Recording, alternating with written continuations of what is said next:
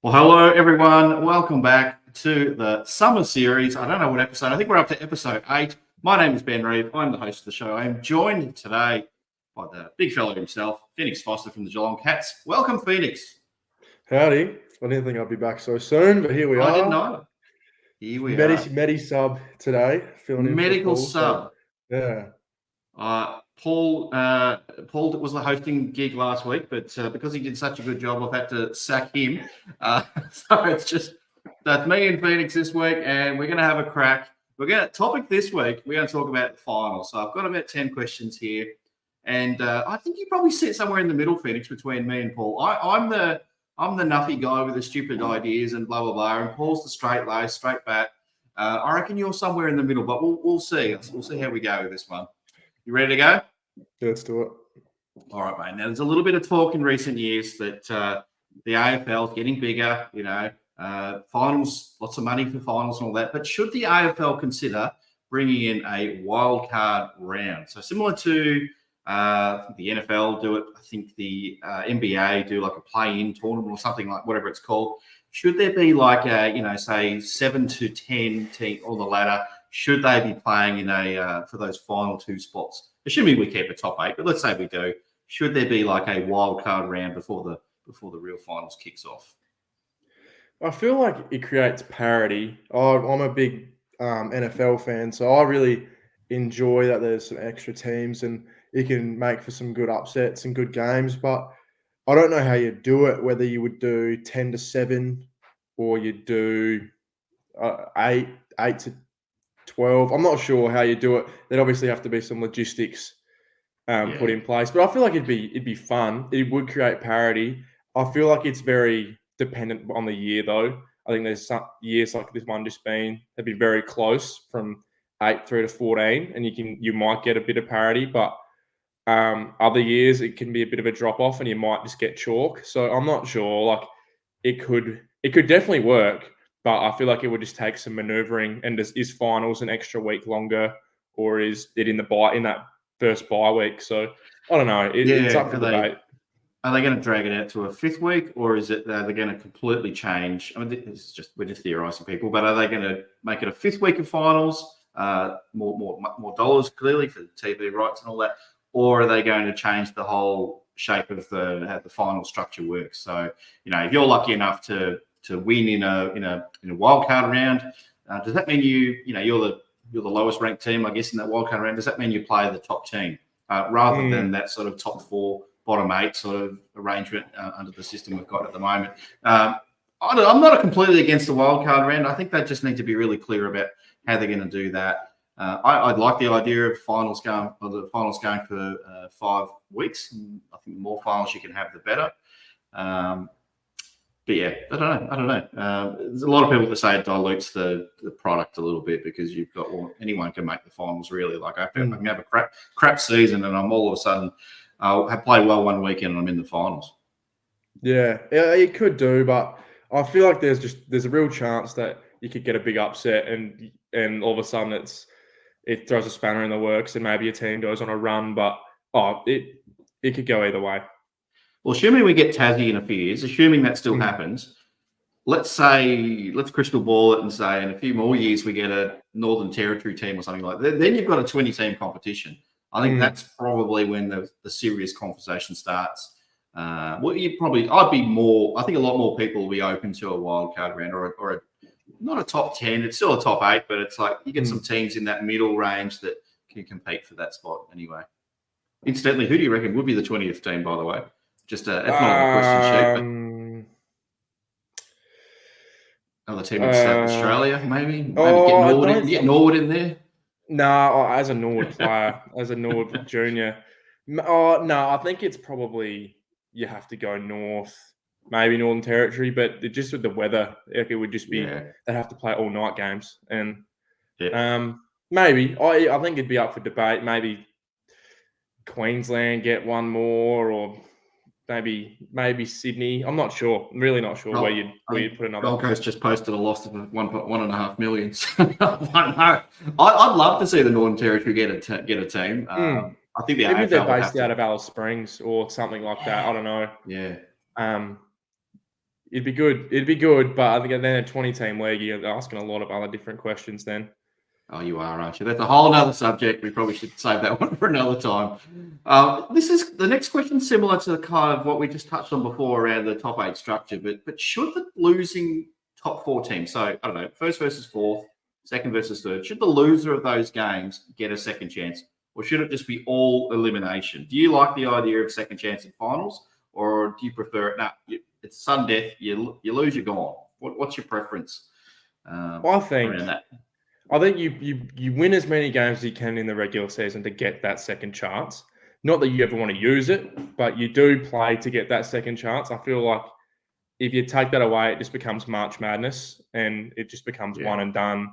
And then there's a real chance for parity because all of a sudden if, let's say, Collingwood lose in a semi-final last year or a qualifying final, but they're done, then you throw a real spanner in the works. Like, I feel like that's one of the things you don't touch. It's the same everywhere in every league around Australia. Your top 2 or 4, depending on how big the league is, get a double chance. So I don't think we touch that one.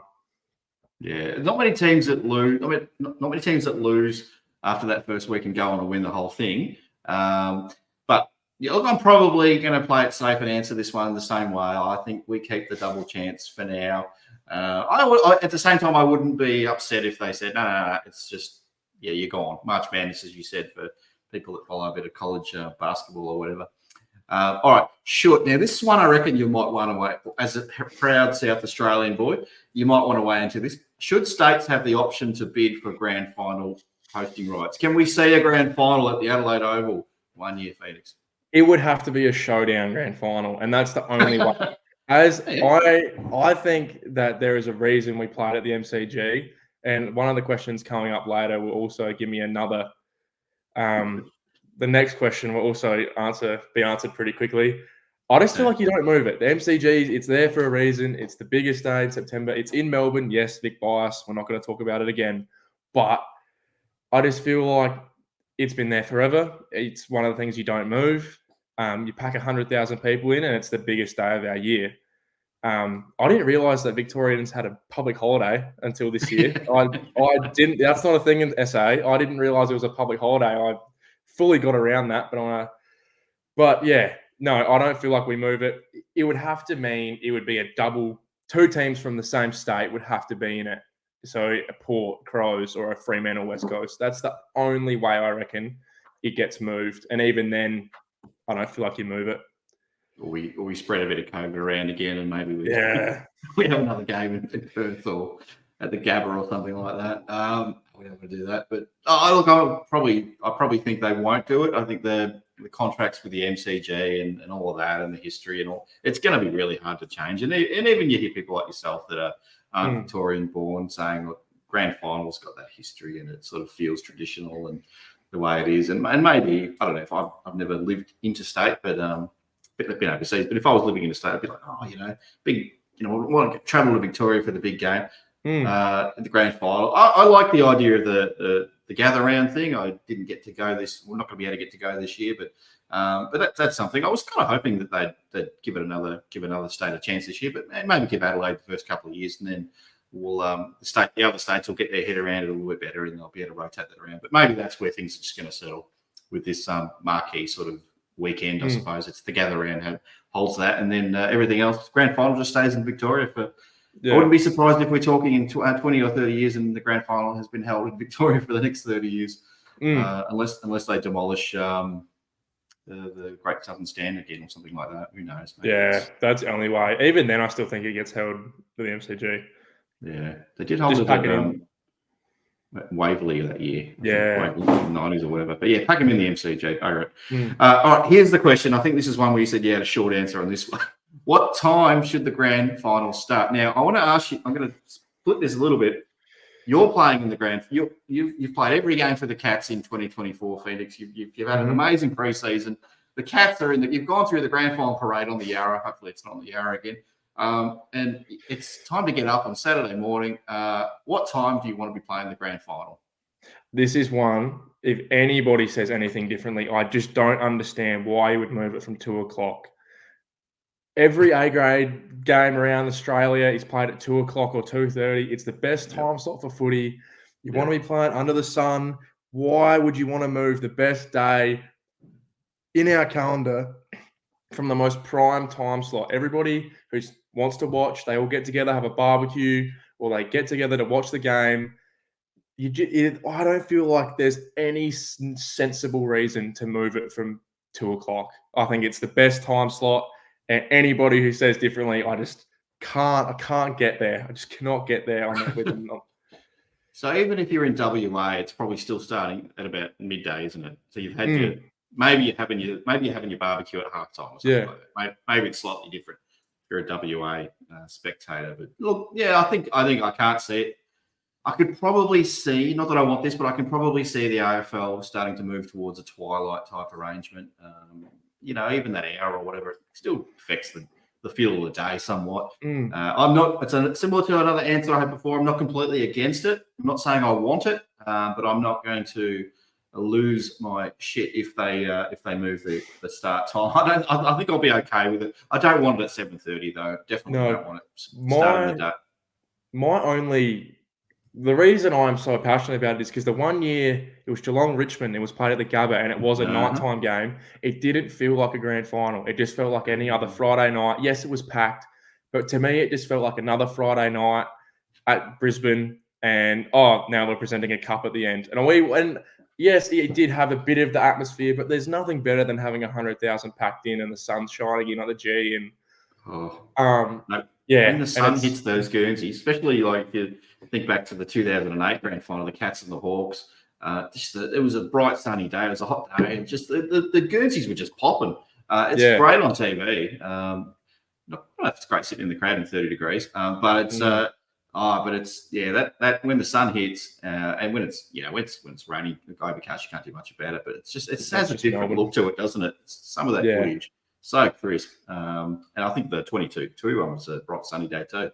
Cats and the Swannies. All right, so I think we both agree. We probably prefer it where it sits right now. I'm okay if they shifted to a twilight. I think you're pretty solid on it being 2 o'clock start time or 2:20, whatever. Don't move it. Loud and clear. We've heard Phoenix loud and clear on that one. Now, if Geelong makes the grand final, who cares? Well, we don't make the grand final, whatever. How many tickets should clubs get for their members? Now, what have we got? How many members do we have? 70, 80,000 this year? We had just over 80, I believe, last year. You can't get 80,000 members into $100,000 I think stadium. I think it goes out to the most diehard members. I think the ones that have either been there the longest or have obviously paid the most money for their specific sponsor, for their membership. Yep. I'm thinking if 100,000, you're probably given maybe 30. So 25, times that by 2, that's 60. Yeah, so you're probably given 25 or 30 each, and then the rest is general admission or corporates. Yeah. I think that's more than fair. I think if you're a member of a team for long enough and your team eventually does make the grand final, I feel like you should definitely be given the right to. Yes, 30,000 would only be less than half of the Geelong membership. It'd be a third of some others. I feel like that's probably the correct amount. Any less, and I feel like you're shortchanging a lot of members that have been there for a really long time or have paid the amount of money that they have to go to all the games or all the home games that year. And I feel like that'd be a little bit unfair, unjust of the AFL to do that. I think you're right. I like what you said about rewarding passionate members. I don't think necessarily. I'm not probably as big on rewarding the members with the deepest pockets necessarily. But I think if you've had a membership or you've been a member for 10 years, 15 years, 20 years, whatever it's been, I think you've got to look at those people first. Exactly. Every year, and guess what? Every year isn't a great year. Yes, the last 10 years have been fantastic, but if you've been following footy for 20, 30, 40, 50 years, whatever, then you've seen some downtimes as well. 100%. So I'd love to, and other clubs have too, and I just love to reward those people first. Yes, that means, some people may not get a look in or may still get a look in, but if it's still that lottery kind of situation, maybe the chances of getting a ticket are pretty slim after all those, 15-year members have been allocated first. as a member, I'd be thinking, oh shit, I don't want to cancel my membership because I'll start from zero again pretty much next time. Yeah. And if next time there's a grand final, I'm not going to have a chance. I might as well hang on to my membership. So I'd find that as a really good incentive for clubs to hold on to members. I completely agree. I don't know, but you've got to look after the corporates to get it. You've got to look out, and clubs need that's clubs get an allocation. Non-competing clubs get an allocation as well. Maybe it's too much. Maybe that's probably something I'd fit into that sort of 40,000 as well. But there's different ways of doing it. I can't see it changing though. I don't see it. If anything, I think club members will get less and less as the years go by. Let's talk again in 20 years' time and talk to those 1,000 club members that got a ticket to their grand final. It's just going to be fully corporate. I'd actually love to go to an NBA Finals game one time. I know you love your NBA too. I would sell the house to go watch. That's what it would cost. Back in the day. That's what it would cost. You'd have to sell your house. But I'd consider spending a fair bit of coin to go watch an NBA final. I'd love it. All right. Again, you're waking up grand final day morning. Maybe you're a spectator this time. Maybe you're not actually playing. Are you living in the CBD or whatever in Melbourne or in the suburbs? Do you care about the grand final parade? Is it something? Maybe you can answer this in two ways. If you're in the parade, are you excited about going on the parade? Are you like, I just want to focus on the grand final? Or as a spectator, like, I can't wait, get to see the players, take some photos. I don't know. Every time I look at it, the players like, can we hurry up and get can we get this done with? I can't answer it from a player perspective. I think that's a very niche thing to talk about. I feel like only the guys that have played in it and experienced that. I feel like there'd be a little bit of enthusiasm, but as a spectator, growing up in SA, it's on the Friday, isn't it? I don't think I've ever watched or been to a grand final parade as a kid from SA. It wasn't usually on TV. We kind of just saw it on the news or something. So it's never been a massive thing for me. I know people that their teams have made the grand final and they might go over a day or two earlier to go to the parade. I don't really have an opinion on it either way. I understand why we have it. It's a massive deal, but I wouldn't be swayed either way if someone came to me for an argument either side. Fair enough. Well, I'm the same. I'm probably not going to be crying into my pillow at night time if they said no grand final parade this year. Sorry about that, kids. I don't care too much. It's nice. Problem is, I'm always working. Oh, not working, but I never actually catch it, and I've never been to one.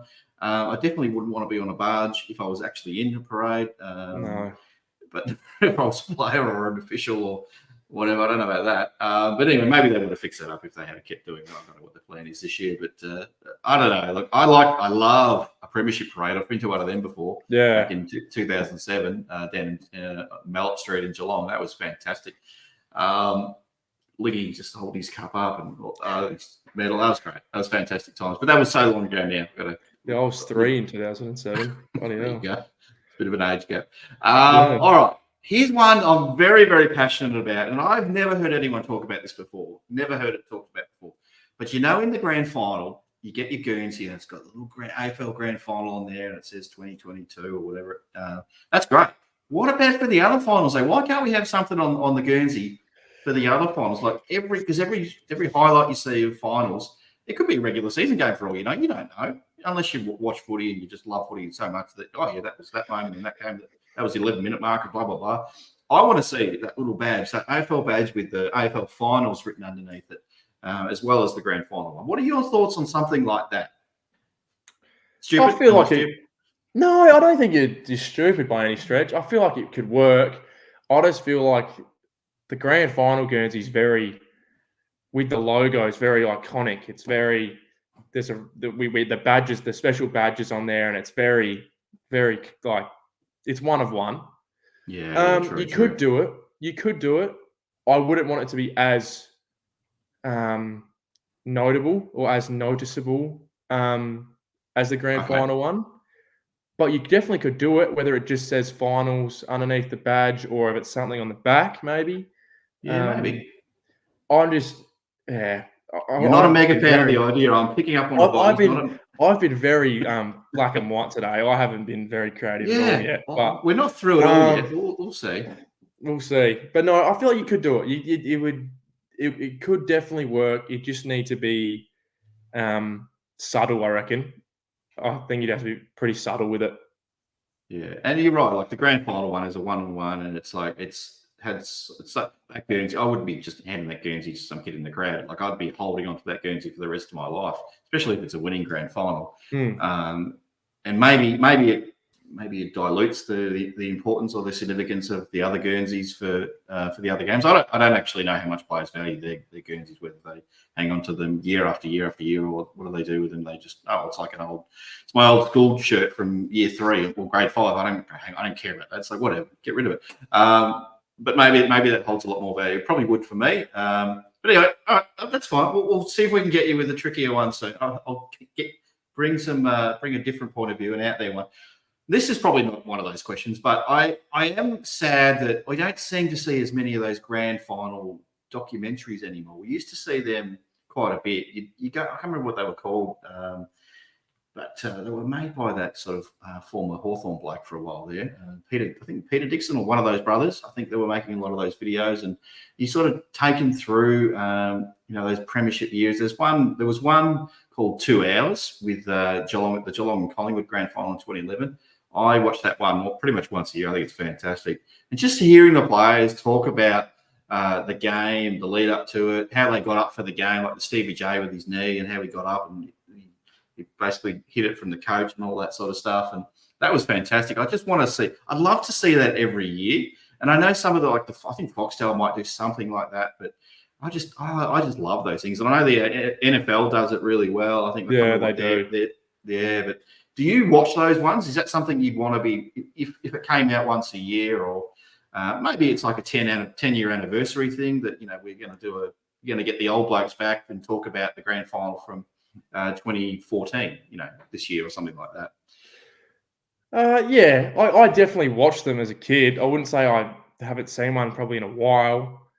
I definitely enjoyed it, being a bit of a footy nuff as a kid. Like I loved learning everything, and the really old ones were actually more exciting than the more recent ones. I found it because it's all new. When I say old, I'm talking about like 90s, but they might not be old for you. But I'm like anything like that. Like it was just Timmy Watson's running around.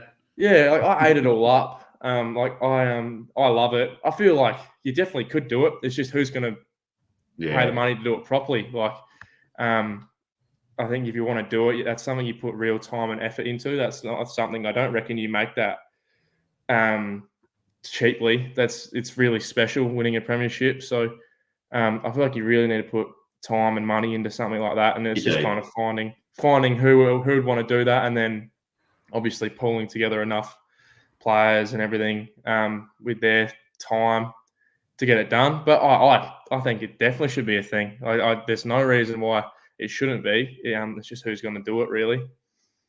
I'm going to surprise you with a question I don't have on my list, because it just got me thinking about these production values and all that sort of stuff.